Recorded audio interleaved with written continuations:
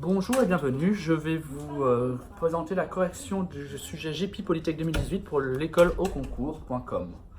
Donc le concours GEPI Polytech est un concours, à l'inverse de beaucoup de concours d'école d'ingénieurs, ce n'est pas du QCM cette fois-ci, c'est vraiment entre guillemets plus rédactionnel, même si c'est de la rédaction très légère. Dans les petits conseils que je puisse vous donner, le premier conseil que je puisse vous donner, c'est attention à votre écriture. Les correcteurs ont quand même un grand nombre de copies à corriger dans une journée. Sachant que cette fois-ci, on n'est pas en mode bac, c'est-à-dire qu'on n'a pas ce principe éventuellement d'essayer, entre guillemets, d'aider l'étudiant. Là, c'est du concours, si on doit faire une sélection, eh bien, l'écriture peut être une manière de sélection comme une autre.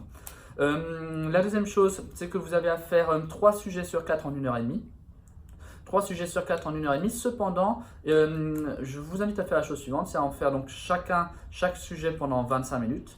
Vous gardez donc 15 minutes pour faire le tout dernier sujet un peu plus rapidement, de manière peut-être un peu moins approfondie, parce que l'école ne va pas prendre en compte les 3 premiers, mais va prendre en compte les 3 meilleurs. Donc on ne sait jamais, peut-être que de manière un peu rapide, un sujet fait de manière un peu rapide va rapporter plus de points qu'un sujet fait de manière approfondie, parce que vous êtes un peu passé à côté de la chose, que vous n'avez pas vu certains pièges qui vous étaient tendus. On va donc commencer par le sujet GEPI 2018, donc GEPI Polytech 2018. L'exercice 1 qui est un exercice de chimie. Généralement, il y a un exercice de chimie sur les 4. Et bien là, c'est l'exercice 1. Je vous laisse en prendre connaissance et on attaque la correction.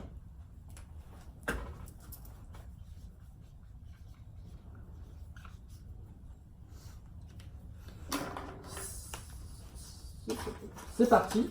Donc, nous avons donc la vanilline. On vous demande dans la question 1 de donner la formule brute de la vanilline. C'est tout simplement, en comptant bien, c'est C8, O3, H8. Donc ça, c'était la question 1. C8, O3, H8. Si jamais on est au début d'un concours, vous avez envie de réussir naturellement ce concours, vous êtes un peu stressé, et bien tout simplement ce que je vous invite à faire, c'est tout simplement rapidement vérifier les masses molaires. Vous savez que ça fait donc 8 x 12 plus 3 x 16 plus 8 x 1, et vous comparez avec ce que vous était proposé tout juste au sujet au-dessus de votre feuille de réponse, et vous vérifiez que ça fait bien 152 grammes par mol. Ça, c'est juste, ce n'est pas écrit à ça, hein, c'est juste entre nous une astuce pour vous permettre de tout simplement démarrer du bon pied. On continue. La question 2. Le nom de A. Et bien tout simplement, si on regarde bien, si on regarde, qu'est-ce qui va rester? L'eau donc va nous permettre de créer cette molécule-ci. Voilà, tout simplement. On est sur quoi là? On est sur un acide éthanoïque. Donc A, c'est un acide éthanoïque.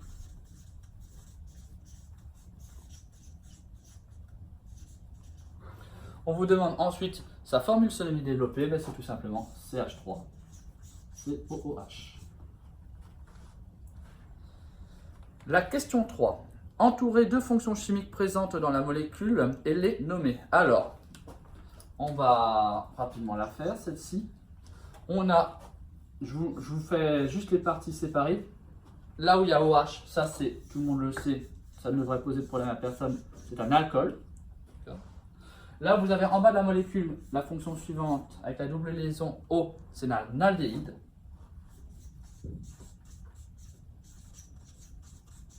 Celle que peut-être vous connaissez un tout petit peu moins, c'est celle-ci. Et ça, c'est un hétéroxyde.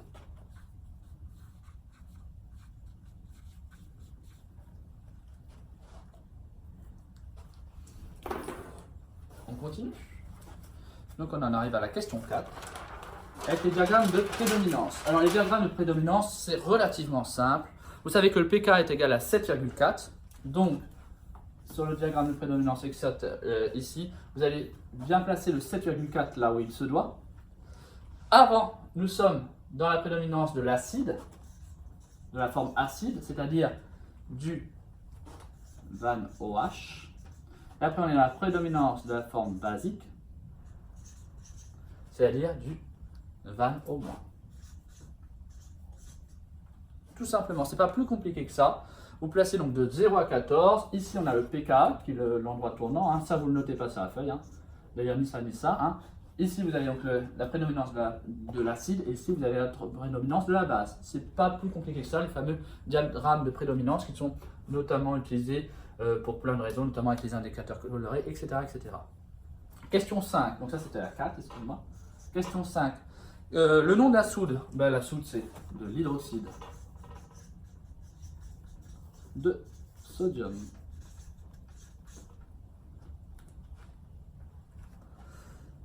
Question 6. Déterminer le pH de la solution de soude qui sert à préparer les étalons. Alors, si on regarde ce qui est indiqué, on trouve que pH est égal à 13. Je vais vous donner un peu d'explication, c'est pas très compliqué. On sait que pH est égal à moins log de la concentration en H3O+.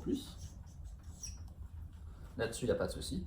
C'est un acide, c'est de la soude, donc c'est une base forte. On peut aussi donc dire que la concentration d'H3O+, est égale à KE divisé par la concentration de la base. Donc on a donc le pH qui est égal à moins log de KE sur la concentration de la base.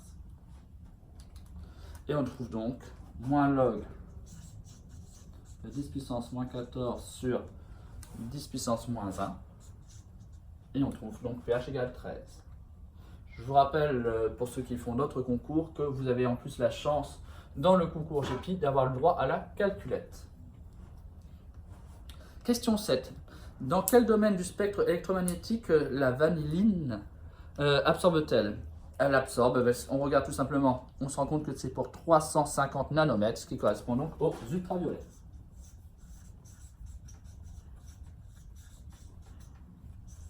La 8. Donner la concentration molaire de la vanilline de la solution S. Alors, comment est-ce que l'on va procéder? Tout simplement, on sait que le pic d'absorption est à... l'absorbance est pour 1,2. On regarde d'après le schéma de gauche, à 1,2, je trouve tout simplement que la concentration est égale à 45 micromoles par litre. Pas plus compliqué que ça. Pardon, je l'ai mal fait. Hop, micromoles par litre. C'est tout simplement, on regarde là où est le pic. Donc le pic, il est pour une absorbance à 1,2 et on retrouve sur notre graphique à quoi ça correspond. Ça correspond donc à 45 micromoles par litre. La question 9. Déterminer la masse contenue dans 1 g de sucre vanillé. Tout simplement, on sait que la masse, c'est égal à la concentration fois le volume fois la masse molaire. Donc ça, c'est l'expression littérale. D'accord. Si vous étiez un peu perdu là-dessus, on sait que petit m est égal à petit m fois grand M. On sait aussi que C est égal à N sur V. D'accord. Et si on fait le calcul, on trouve 6,8, 10 puissance moins 4 grammes. Voilà, un exercice somme toute simple, c'est pas du tout péjoratif que de dire ça, c'est un exercice plutôt facile. Il serait donc dommage de passer à côté. C'est un exercice à faire absolument lors du concours, parce qu'il n'y a pas de questions pièges, il n'y a que des choses largement abordables. On passe à l'exercice 2, je vous laisse en prendre connaissance.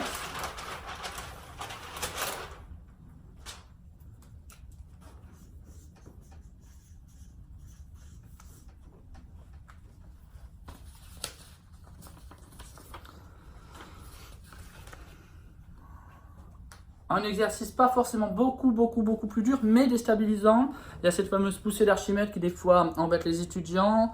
Il y a plein de petites notions, il y a plein de petites subtilités. Donc clairement l'exercice 2, je ne sais pas par exemple un étudiant qui n'aimerait pas la chimie, qui voudrait passer outre l'exercice 1, c'est une erreur à mon sens pour le concours. L'exercice 1 était assez simple, l'exercice 2 n'est pas forcément très difficile, mais il demande déjà une autre approche que l'exercice 1.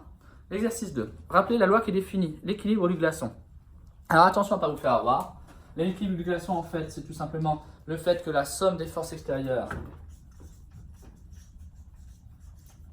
est égale au vecteur nul. C'est parce qu'il est immobile. Et ça, c'est la première loi de Newton, et pas la deuxième. Question 2. Quel est le point d'application de la force F dessiné sur le schéma du document? Réponse, le vecteur F. Alors, on va faire très attention aussi à ça. Vous avez effectivement ici C qui correspond bien au centre de gravité. et correspond au centre de gravité lorsque on a une équirépartition des forces sur cet objet. Alors là, en l'occurrence, pour la force F, qui correspond donc à la poussée d'Archimède, elle va finalement s'intéresser qu'à la partie grisée, que je fais ici, de mon glaçon. Du coup, on va avoir un genre de nouveau centre de gravité, que je vous trace ainsi. Tac, tac. Alors, c'est pas très bien fait par rapport au schéma de l'école, mais je pense que vous comprenez ce que je suis en train de faire. Et ça, on se rend compte que c'est donc bien le point D et pas le point C. On peut avoir envie de marquer le point C, mais c'est bien le point D qui est ici présent. Le point C est le point d'application du poids. Ce qu'il faudra donc, c'est faire partir F dans ce sens-là. Et il faut absolument que F il ait la même taille, la même norme que le point que P. Sinon, il ne serait pas en équilibre. D'accord? Donc, vous faites bien attention que si P soit grand comme ça, que F soit de la même taille. D'accord? Ça, je vous laisse vérifier sur votre sujet. Ce sera beaucoup plus propre que moi au tableau. Écrire la relation entre R est égal à H1 sur H2, excusez-moi, et le rapport des masses volumiques. Alors, qu'est-ce qu'on sait? Ben, comme il est en équilibre, on sait qu'on a au final, de manière normée, le poids qui est égal à la force. Ça, on a de manière normée le poids, hein, les deux forces se compensent. Le poids est égal à la force. Le poids, c'est quoi? Alors, le poids, c'est mg, mais on a aussi vu, d'après le sujet, que c'est ρ sol fois v fois g. Et donc la poussée d'Archimède, c'est ρ liquide fois v fois g. Attention, effectivement, ce ne sont pas les mêmes volumes. Ici c'est V1 et ici c'est V2. Ou bien V1, enfin dans le sujet il l'appelle pas V1, il l'appelle V tout court. On va continuer, on va pouvoir s'en sortir. Qu'est-ce que c'est que le volume V1? C'est tout simplement la surface fois la hauteur. C'est donc égal à ρ sol. Alors on va déjà simplifier les G, ça nous permettra de gagner un tout petit peu en visibilité. Fois la surface, fois donc toute la hauteur, donc c'est par rapport au schéma, c'est H1 plus H2, c'est H en fait. Par contre, pour le liquide, c'est ρ liquide, excusez-moi, plus uniquement le volume immergé. Donc le volume immergé, ça correspond à S fois H2 cette fois. Uniquement H2. Je le renote un peu mieux. Voilà. À nouveau, pour gagner du temps, hop, on va simplifier ici les surfaces. On a donc H1 plus H2 sur H2 est égal à ρ liquide sur ρ solide.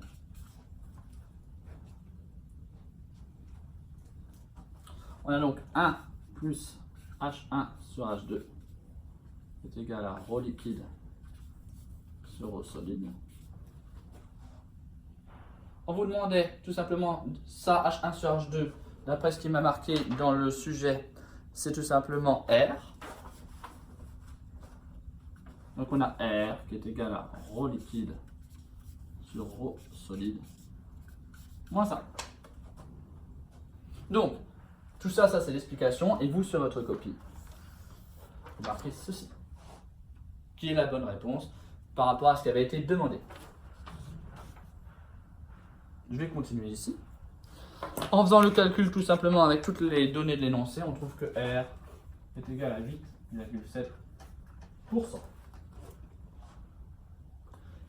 Question 4. Écrire la relation. Donc maintenant, le glaçon est entre guillemets déplacé au fond, il a été immergé complètement, il a été déplacé au fond. Écrire la relation liant AZ, F' et P. Bah, tout simplement, c'est la seconde loi de Newton. On sait que la somme des forces extérieures est égale à la masse fois l'accélération, d'accord? Du coup, on a M, donc ça c'est toute la masse AZ, est égale à la force va aller vers le haut, le poids vers le bas, F' moins P. Le moins venant du fait tout simplement que le poids est orienté vers le bas alors que F' est orienté vers le haut. Donc, ensuite on vous demandait en déduire l'expression littérale AZ en fonction de G, ρ liquide et ρ solide. Attention, on n'est plus parfaitement dans ce cas-là, hein. C'est un tout petit peu différent de tout à l'heure, tout simplement parce que cette fois-ci, c'est vraiment tout le glaçon qui émerge. Donc, on revient là-dessus. D'abord, je fais les explications. Donc ça, c'est ce que vous deviez noter sur votre copie, hein. Donc, on a quoi? On sait tout simplement que MAZ est égal à F' qui correspond à ρ liquide fois le volume fois G, moins ρ solide fois le volume fois G.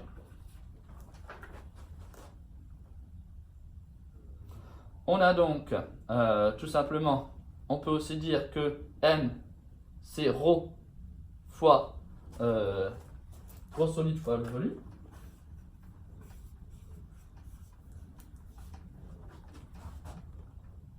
On a donc ρ solide fois le volume fois AZ est égal à ρ liquide fois le volume fois G moins ρ solide fois le volume fois G. On peut donc déjà simplifier tous les volumes qui sont bien les mêmes, hein, étant donné que tout est émergé. Voilà, tout simplement. On trouve donc que AZ est égal à ρ liquide sur ρ solide fois G moins ρ solide sur ρ solide fois G. Ce que je peux écrire sous la forme ρ liquide moins ρ solide moins 1 de tout fois G.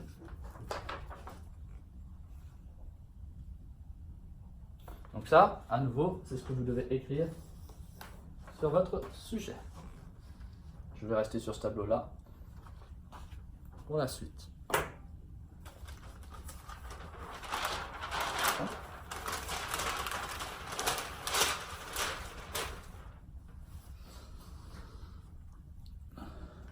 En déduire l'expression littérale de Z en fonction du temps, soit ZT. Alors, c'est pas très compliqué. J'ai donc trouvé AZ, donc j'en suis, excusez-moi, à la question 6. J'ai donc trouvé que AZ est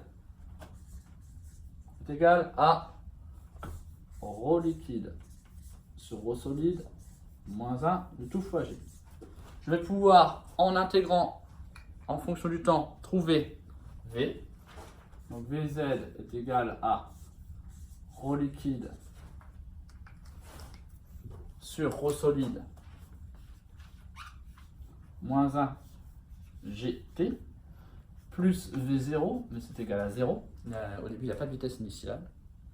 Et on va aussi considérer, donc j'intègre à nouveau, je trouve donc que c'est égal à ρ liquide sur ρ solide moins 1 GT carré, donc ici c'est 1 demi, plus x0, et ça c'est égal à 0. Donc vous pouvez marquer sur votre feuille ceci.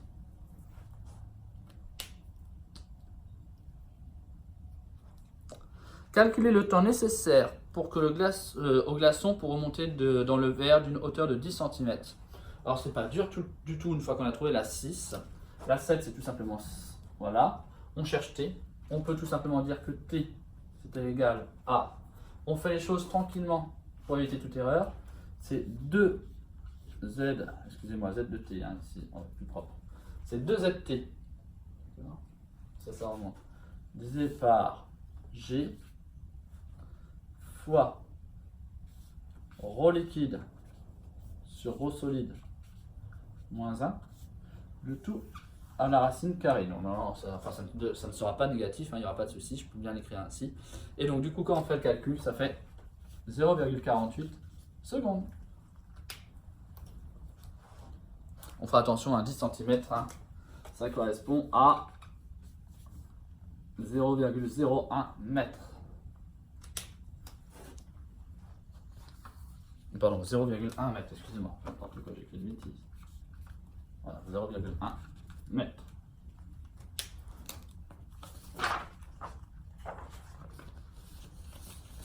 On va passer à l'exercice 3.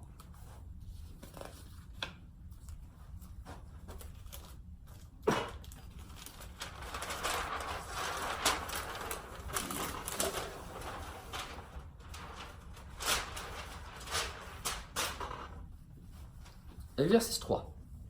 Nous sommes dans un exercice donc que j'appelle de thermodynamique, de transfert thermique.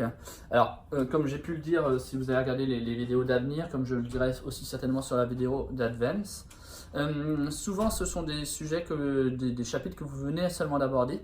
Et du coup, vous êtes peut-être un peu réticent à aborder un exercice sur la thermodynamique.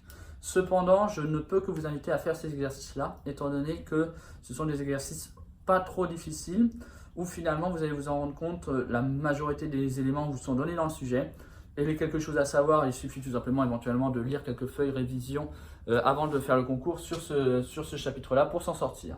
On regarde ensemble. Donc l'exercice 1. Quelle est l'unité internationale de RTH? Alors RTH, on le sait. Alors c'est l'exercice 3, exactement. Hop. La question 1. RTH, je vous le donne, comme ça vous l'avez aussi pour plus tard, si jamais vous ne l'avez pas encore vu. On sait que le flux, c'est une variation de température sur une résistance thermique. Donc une résistance thermique, c'est égal à tout simplement une variation de température sur un flux. La variation de température, c'est en Kelvin, le flux, c'est en watts. Donc la résistance thermique, l'unité qu'on vous demandait, c'était en Kelvin. Watt moins 1. Donc voilà pour la première question. Petit 2. Calculer la résistance thermique R du polystyrène pour 1 m² de superficie. Donc pour 1 m² de superficie, c'est-à-dire qu'on nous dit que S est égal à 1. D'accord ? Voilà, on vous donne en plus pas mal d'informations qui ne seraient même pas forcément à donner, mais on vous dit que RTH, la résistance thermique, excusez-moi, c'est égal à l'épaisseur. Alors ici, ils l'ont noté grand L, l'épaisseur. Souvent, on la note petit e. Grand L divisé par lambda S. D'accord ? Donc, par rapport à ce qui m'est donné, on sait que L, c'est égal à 0,1 et lambda à 0,042. Donc, pourquoi 0,1 et pourquoi 0,042? Tout simplement parce qu'on nous dit que c'est 10 cm de polystyrène. Donc ça correspond à 10 cm. Et comme c'était du polystyrène, on nous demandait sur le polystyrène, c'est marqué 0,042, lambda est égal à 0,042, CF le sujet.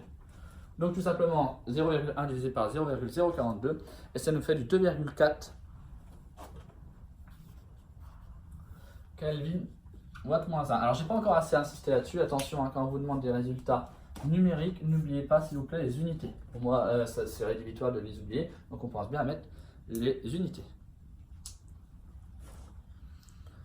Calculer la résistance thermique totale de la cloison pour 1 m² de superficie. Alors, la résistance thermique totale, c'est pas très compliqué, comme ce sont des panneaux qui sont dits en série, d'accord, on va considérer que j'ai un panneau, puis un autre, et le flux va être à travers tous ces panneaux les uns après les autres. Tout simplement, la résistance thermique totale,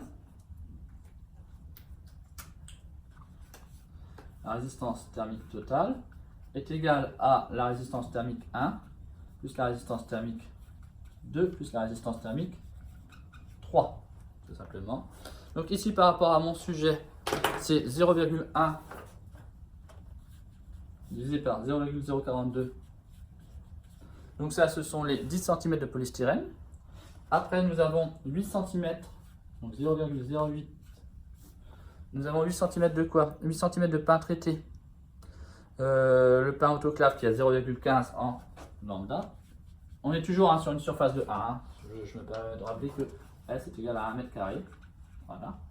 Et après, on a pour finir 4 cm de panneau d'aggloméré. Donc 4 cm, donc c'est 0,04. Et le panneau d'aggloméré qui est donc égal à 0,16. En additionnant correctement, faites bien avec les parenthèses. Si jamais vous avez le doute au niveau de vos calculatrices, mettez des parenthèses. Ça dépend des calculatrices, normalement, il ne devrait pas y avoir d'erreur. On arrive à trouver que la résistance thermique totale est de 3,2 Kelvin watt moins 1, tout simplement. Question 4. La température extérieure est de moins 10 degrés Celsius, la température intérieure est à 20 degrés. Calculez le flux à travers la paroi pour le chalet, en considérant cette fois-ci que la surface totale des murs est de 100 m². Alors il y a plusieurs petites choses à prendre en compte. On va essayer de ne pas se faire plus vite. Donc on est sur la question 4. La température, donc moins 10 degrés, 20 degrés, donc on va avoir une différence de 30 degrés. Alors, tout simplement, comme on sait que la surface cette fois-ci, elle est de 100 m², on sait que la résistance thermique totale que je vais appeler prime pour éviter les confusions, elle n'est plus égale à 3,2 Kelvin watt moins 1, mais égale à 3,2 10 puissance moins 2 Kelvin watt moins 1. Alors pourquoi 10 puissance moins 2 et pas 10 puissance 2? Tout simplement parce que la résistance est égale à l'épaisseur sur lambda fois la surface. Donc entre guillemets, j'ai tout divisé par 100. Donc c'est pour ça qu'apparaît ce 10 moins 2. On a donc le flux thermique qui est égal à la variation de température divisée par la résistance thermique totale. Alors, la variation de température, c'est en Kelvin. Cependant, une variation de température en Kelvin et en degrés Celsius, ça revient au même. Donc, j'ai une variation, ça va de moins 10 à 20. Donc, la variation, elle est de 30 degrés. Et j'ai une résistance thermique totale de 3,2 10 moins 2. En faisant le calcul, je trouve donc un flux qui est égal à 937 watts. Donc l'école veut vous demander que la réponse numérique. On continue sur la question 5. Comparez sans faire de calcul les formats en précisant lequel est le plus efficace thermiquement et lequel est le moins efficace thermiquement. Alors, réfléchissons un petit peu. Plus ça sera efficace, c'est plus efficace, il faut deux choses. Mais plus l'épaisseur est grande, donc plus c'est épais, plus c'est efficace, mais aussi plus lambda est petit. Étant donné que lambda, c'est la conductivité, mais en fait moins ça conduit, plus entre guillemets le mur est efficace d'un point de vue isolation. Donc le plus efficace sera le 4, 16, 4 argon, parce que c'est lui qui a le lambda le plus faible. Donc ça c'est pour le plus. Et le moins efficace sera le 10, 10, 4 R.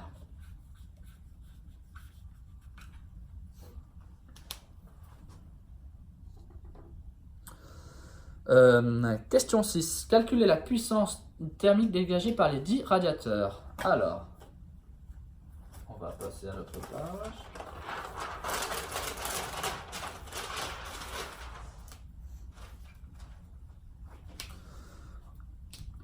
Que savons-nous? On sait tout simplement que l'énergie, donc il est marqué que la maison est chauffée. On note Q est égal à 111 mégajoules, donc la quantité de chaleur dégagée par les 10 radiateurs pendant 3 heures. D'accord? Donc, tout simplement, on sait que l'énergie, c'est égal à une puissance fois un temps. Ici, l'énergie, ça correspond à mon fameux Q. D'accord? Le temps, ça correspond ici à 3 heures.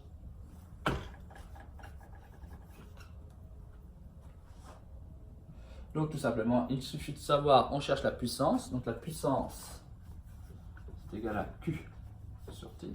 C'est donc égal à 111 10 puissance 6. Attention à ne pas vous faire avoir. D'accord? Divisé par le temps, 3 heures. Donc 3 heures, c'est quoi? C'est 3 fois 60. Parce qu'il y a 60 minutes dans une heure, fois 60, parce qu'on met tout cela en secondes. Et en faisant le calcul, on trouve une puissance thermique de 10,3 kW.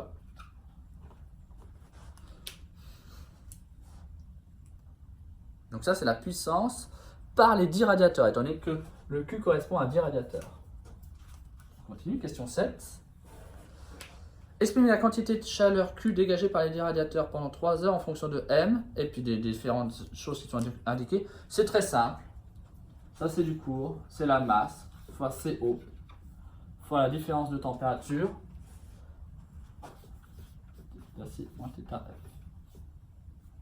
Alors, vous verrez que des fois, il n'y a pas la masse dans les formules, mais ça dépend si c'est dans l'unité, j'ai par kilogramme. Là, c'est bien le cas, donc c'est bien MCO, θC, θF.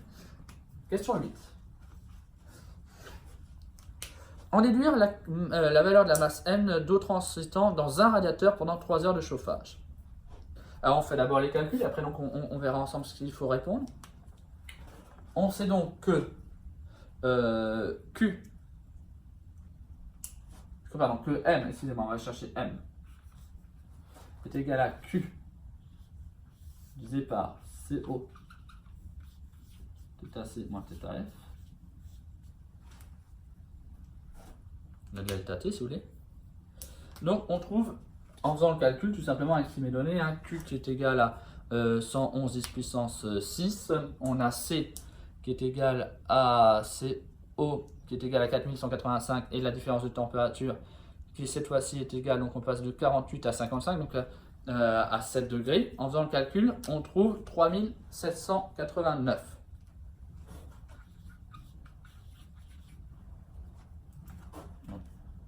Donc ici c'est une masse, donc c'est en kilogrammes. Donc la tentation serait d'écrire que la masse transitant est de 3789 kg. Mais cette masse-là, c'est pour 10 radiateurs. Donc pour un radiateur, M est égal à 378,9 kg. Alors l'école fait quand même un gros raccourci, il le marque 380 kg. Voilà. Donc tout simplement, hein, là vous prenez les différentes choses qui nous est données. Ici, on a Q, c'est indiqué encore une fois, hein, c'est 111 10 puissance 6, ça ne vous faites pas voir. Là, CO, c'est égal à 4185. D'accord. θc moins θf, hein, avec ce qui est donné dans l'énoncé. Vous pouvez largement, hein, sur vos feuilles de brouillon, noter comme je note. Ça permet de gagner du temps et éviter des erreurs. Mais ça, c'était pour 10 radiateurs. Là, on n'en a qu'un. Donc, on divise le résultat précédent par 10, tout simplement.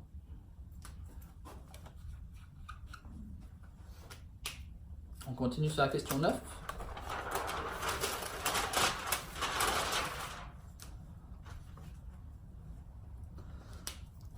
Écrire l'équation chimique de combustion complète du propane. Alors, c'est pas très compliqué. C3H8, c'est une combustion, plus O2 me donne CO2 et H2O.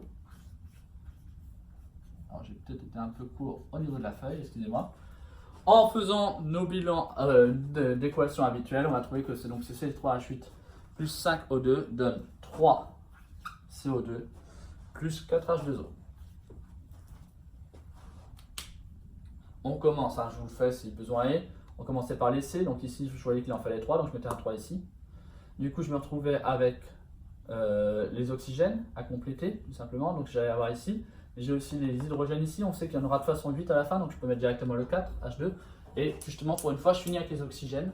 Donc ici, ça fait 4 plus 6, ça fait bien 10. Donc j'en mettais 5, étant donné qu'il y avait le 2.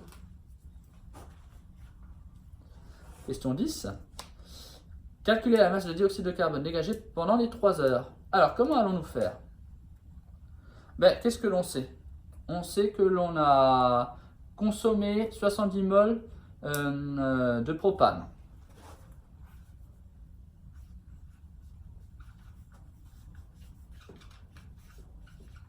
D'accord? N de C3H8 est égal à 70 mol. Ça, c'est dans le sujet. Donc, N de CO2 est égal à combien? Alors, il ne faut pas se faire avoir, c'est tout simple. J'en crée 3 fois plus, entre guillemets.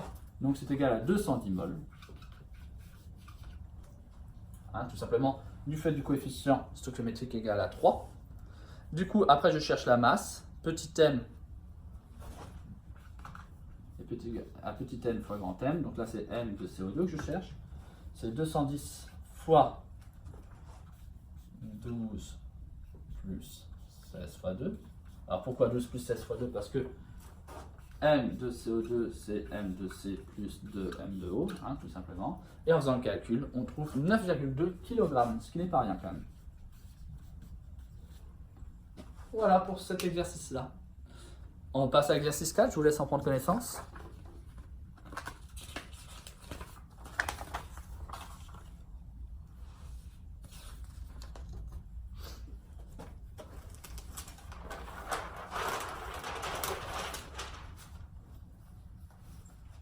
Exercice 4.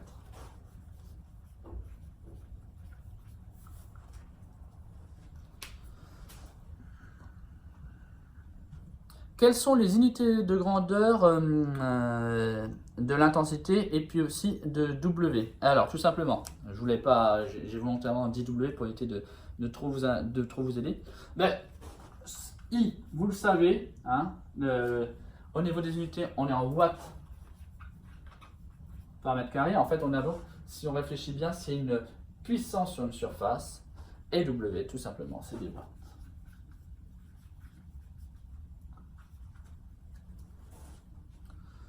Calculer littéralement, tout simplement, L de AR, L de AR' est égal à 2R en fonction de L de AR. Alors, je vous fais le calcul et après, on regarde ce qu'il fallait écrire. Donc, on vous demande tout simplement, en fait, finalement, l'intensité de 2R. C'est égal à 10 log de... Alors, c'est égal à quoi? C'est égal à 10 log de I de 2R sur I0. Ça, c'est, pour l'instant, je ne me mouille pas trop. Mais qu'est-ce qu'on sait aussi? On sait que I de 2R, en fait, tout simplement, ça va correspondre à IR sur 4. Alors, pourquoi? Parce que, tout simplement, je vais avoir un rapport de 2 rayons, d'accord? Ça fait 10 log de IR sur 4 de tout sur I0. Ça fait donc 10 log de IR sur I0 moins 10 log de 4. Alors, d'où le moins 10 log, c'est tout simplement, si vous préférez, sinon, plus 10 log de 1 sur 4. Et ça fait donc 10 log de IR sur I0 moins 6, c'est-à-dire LA de R moins 6 décibels. Donc c'est ça qu'il fallait écrire à la fin.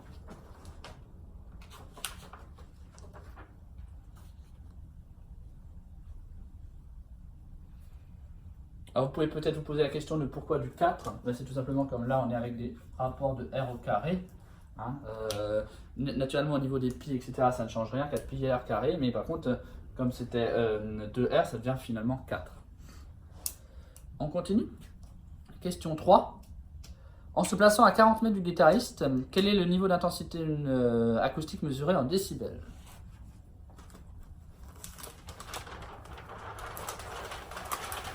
C'est la question 3.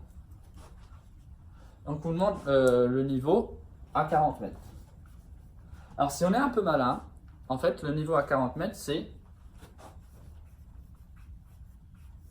moins 12, c'est-à-dire 55 décibels. Je vais vous expliquer pourquoi. Tout simplement parce que 40 mètres, ça correspond à 2 fois 2 fois 10. Donc initialement, moi j'avais le son pour 10 mètres d'éloignement.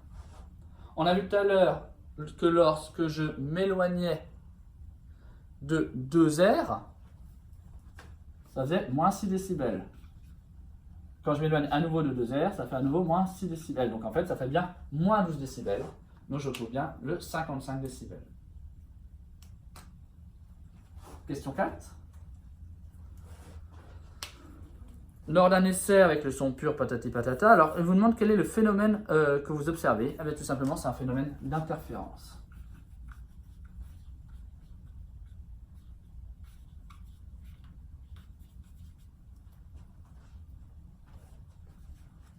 Question 5. Que peut-on dire de n en un point d'intensité maximale? On peut dire que n est pair. Et en un point d'intensité minimale, on peut donc dire que n est impair. Donc ça c'est la 6 que je n'avais pas vous induire en erreur.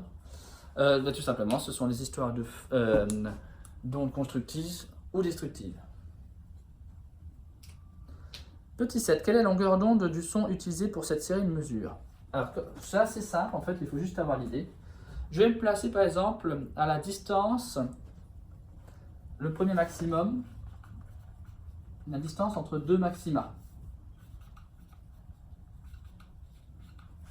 Je sais que pour le premier, je suis à 3,11 mètres entre D2 et D1. Et pour le maximum suivant, je suis à 6,22. Ce mouvement, cette distance que l'on va faire parcourir pour retrouver à nouveau un maximum, va correspondre, en fait on recherche à retomber exactement dans le cas où on retombe bien sur un maximum, donc dans le cas précédent, dans le même cas du coup, et ça correspond à lambda en fait, la différence entre les deux, c'est-à-dire que tout simplement la différence entre les deux, lambda est égal à 3,11 mètres. Hein, je réexplique si besoin est. Imaginons que à une certaine distance, je suis à un maximum. Il va falloir que je me déplace d'un lambda pour retrouver encore le cas où je suis au maximum. C'est bien ici ce que j'ai cherché à avoir. Entre le maximum, j'ai une distance de 3,11 mètres. Ça veut dire que lambda est égal à 3,11 mètres. Sachant que la température extérieure est de 20 degrés, on vous demande de trouver la fréquence. Alors, c'est assez simple pour le coup. On sait quoi? On sait que C est égal à lambda F. D'accord? On vous demande la fréquence, c'est-à-dire que F est égal à C sur lambda. On sait aussi que la célérité, alors que eux ils ont noté V, est égale à 20 racine carrée de T. Donc divisé par lambda. On fait donc le calcul avec ce qu'on a trouvé. Lambda, on l'a trouvé précédemment. T, on sait que c'est 20 degrés Celsius. Hein. Donc on fera bien attention à bien utiliser les bonnes unités. Et on trouve donc que la fréquence est égale à 110 Hz.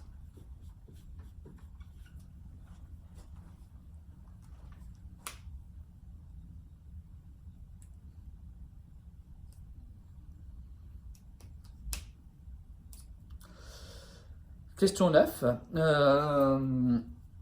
On utilise un son pur de fréquence 2 fois plus élevé. Le point de coordonnées 127,75 correspond à un maximum d'intensité. À un minimum d'intensité, à aucun des deux. Alors, tout simplement, qu'avons-nous fait? Donc, on utilise un son pur de fréquence 2 fois plus élevé. Donc, F et fois 2 a été multiplié par 2. Ça, c'est pour vous expliquer. Donc, dans ce cas-là, donc la vitesse ne va pas changer. Donc lambda a été divisé par 2. Vous voyez bien ici, dans cette formule-là, ou celle-là plutôt, que si je multiplie ma fréquence par 2, il faut alors que ma longueur d'onde soit divisée par 2. La vitesse ne va pas changer. Donc du coup, ça veut dire que 127,75 va correspondre cette fois-ci à quoi? Ben à un maximum. Pourquoi? On a divisé la longueur d'onde par 2 en fait, et donc du coup, toutes les données précédentes sont inversées. Hein, donc ça correspond bien à un maximum, parce que toutes les données précédentes vont être inversées par rapport à ce que j'avais tout à l'heure. Et on va finir avec la question 10.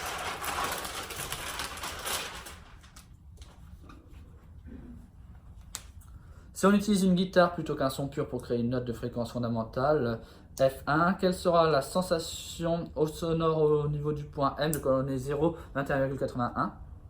Eh bien, au niveau du point M, on pourra dire que le timbre du son de la guitare sera perturbé, tout simplement.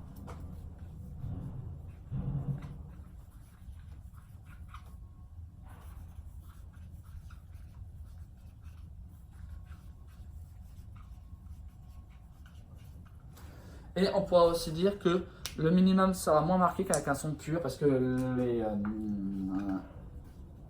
le côté destructif va être moins accentué qu'avec un son pur.